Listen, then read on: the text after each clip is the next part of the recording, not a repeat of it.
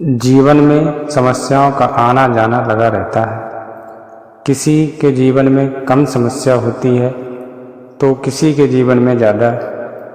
ऐसी स्थिति में बाधाओं से डरना नहीं चाहिए और निराशा से बचना चाहिए। इस संबंध में एक लोक कथा प्रचलित है जो मैं आपको सुनाता हूँ। कथा के अनुसार पुराने समय में एक व्यक्ति अपने गांव में प्रसिद्ध संत के पास पहुंचा। व्यक्ति ने संत से कहा कि गुरुजी, मैं बहुत दुखी हूँ। मेरे जीवन में कई समस्याएं एक साथ चलती रहती हैं। मैं एक को हल करता हूँ तो दूसरी परेशानी आ जाती है। कृपया कोई ऐसा उपाय बताएं जिससे मेरी सभी बाधाएं खत्म हो जाएं और मन हमेशा शांत रहे।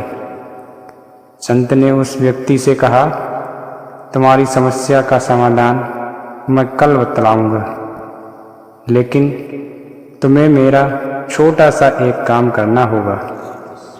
आज रात तुम्हें मेरे ऊँटों का ध्यान रखना होगा। जब सभी ऊँट सो जाएं तो तुम सो जाना। दुखी व्यक्ति ने संत का काम करने के लिए हाँ कर दी। रात में ऊँटों की देखभाल करने लगा। अगले दिन वह व्यक्ति संत के पास पहुंचा तो संत ने उससे पूछा कि तुम्हें रात में नींद कैसी आई। व्यक्ति ने जवाब दिया कि गुरुजी, मैं तो रात में सो नहीं सका। आपके ऊँटों ने मुझे परेशान कर दिया। मैं एक ऊँट को बैठाता तो दूसरा ऊँट खड़ा हो जाता। सारे ऊँट एक साथ बैठे ही नहीं। इसी तरह पूरी रात मैं सो नहीं सका। संत ने उससे कहा कि हमारे जीवन में समस्याएं भी ऊँटों की तरह ही हैं। हम एक समस्या को हल करते हैं तो दूसरी समस्या तैयार हो जाती है। जीवन इसी तरह चलता है। व्यक्ति ने पूछा, जब जीवन ऐसे ही चलता है तो हमें क्या करना चाहिए। संत बोले कि समस्याएं तो आती जाती रहेंगी।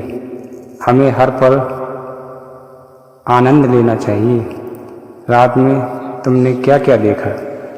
व्यक्ति बोला कि कुछ ऊँट तो खुद ही बैठ गए और सो गए, लेकिन कुछ को मैंने बैठा दिया था।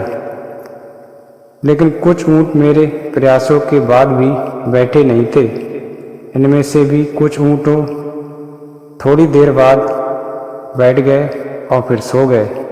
संत ने कहा कि इससे तुम कुछ समझे या नहीं। हमारी कुछ समस्याएं समय के साथ खुद ही हल हो जाती हैं। कुछ समस्याओं को खुद हम हल कर लेते हैं, लेकिन कुछ परेशानियां हमारी कोशिशों के बाद भी हल नहीं हो पाती। ऐसी स्थिति में हमें प्रतीक्षा करनी चाहिए। हर पल दुखी